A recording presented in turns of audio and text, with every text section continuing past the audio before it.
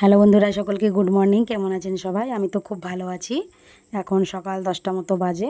তো দেখতেই পাচ্ছেন আকাশের অবস্থা। ভোরবেলা থেকে শুরু হয়ে গেছে টিপ টিপ বৃষ্টি। মনে হচ্ছে এই বৃষ্টি আজকে আর ছাড়বে না। তো ভালোই হয়েছে, যা গরম পড়েছিল এই বৃষ্টি হওয়াতে দিনটা একটু ঠান্ডা হবে আর একটু ভালোভাবে ঘুমোতে পারা যাবে। তো আমার স্নান হয়ে গেছে, স্নান সেরে চলে এসেছি আর চলে যাব এখন রান্নাঘরে রান্নার কাজে। তো আজকের মেনু হচ্ছে ডিম খিচুড়ি। এই বৃষ্টির দিনে গরম গরম ডিম খিচুড়ি আর চাটনি কার না ভালো লাগে বলুন তো? আমার তো ভীষণই ভালো লাগে। তো চলুন দেরি না করে চটপট রান্না করে ফেলি এই ডিম খিচুড়ি।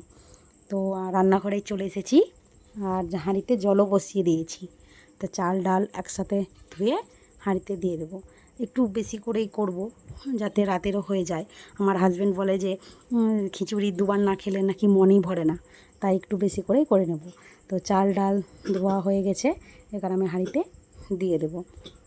আর আজকে যেহেতু বৃষ্টি পড়ছিল, তাই কোনো সবজিওয়ালা আসেনি। বাড়িতে যা সবজি ছিল সেগুলোই খিচুড়িতে দিয়ে দেবো।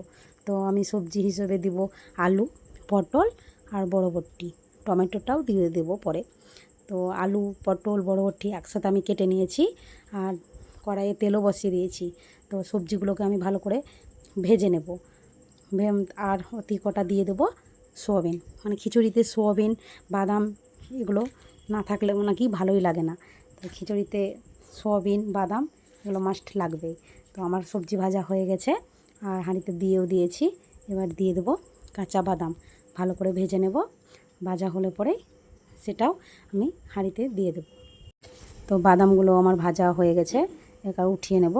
এবার দিয়ে দেবো হাঁড়িতে। আর খিচুড়িতে দেওয়ার জন্য মশলা আমি কেটে নেব। তো মশলা হিসাবে দেব আমি পেঁয়াজ, রসুন, লঙ্কা।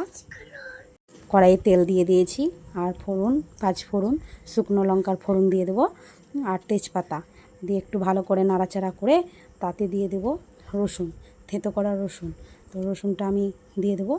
রসুনটা লাল লাল করে ভাজা যখন হয়ে যাবে তখন দিয়ে দেবো পেঁয়াজটা ভাজা, পেঁয়াজ আর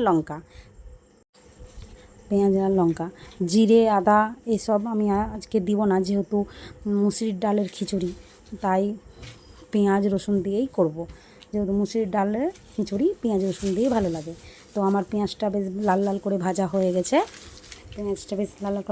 এবার দিয়ে দেবো আমি ডিম, 2টো ডিম আমি পেঁয়াজে দিয়ে দেবো, দিয়ে ভালো করে ভেজে নেব। তো ডিম আমি ফাটিয়ে দিয়ে দিলাম। ডিমটা ভালো করে ভাজা হয়ে গেলে পরে এতে যা অন্য মশলা, যেমন টমেটো, আর টমেটোর পরে দিয়ে দেবো একটু লবণ দিয়ে ভালো করে টমেটোটা ভাজা হয়ে গেলে পরে এতে দেবো গরম মশলা, মিট মশলা দিয়ে ভালো করে কষিয়ে নেব। কষিয়ে নেওয়ার পরে একটু জল দিয়ে দেবো। জল দিয়ে যে ফুটে উঠলে পরেই আমি হাঁড়িতে দিয়ে দেবো। তা হাঁড়িতে দেওয়ার পরে একটু ফুটিয়ে নিয়ে আমার খিচুড়ি একদম কমপ্লিট। তো আর খিচুড়ি করার পরে করতে হবে চাটনি। খিচুড়ির সাথে চাটনি না করলে তো হবেই না। তো আমি জল দিয়ে দিয়েছি আর ফোটার জন্য অপেক্ষা করছি। তো আমার মশলাটাও ফুটে গেছে, এবার আমি হাঁড়িতে দিয়ে দেবো। এরপরে বসিয়ে দেবো চাটনি। তো আমের চাটনি, আম কাটা হয়ে গেছে আমার। তো কড়াইটা আমি বসিয়ে দেবো। তো দেখুন কত সুন্দর আমার খিচুড়ি হয়ে গেছে। এবার আমি চুলাতে বসিয়ে দিয়েছি কড়াইয়ে দিয়ে দিয়েছি তেল, আর তেলে দিয়ে দিয়েছি ফোড়ন আর শুকনো লঙ্কা, আর দিয়ে দিয়েছি আমে দিয়ে দিয়েছি লবণ আর হলুদ। বেশ ভালো করে আমি আমটাকে ভালো করে ভেজে নেব।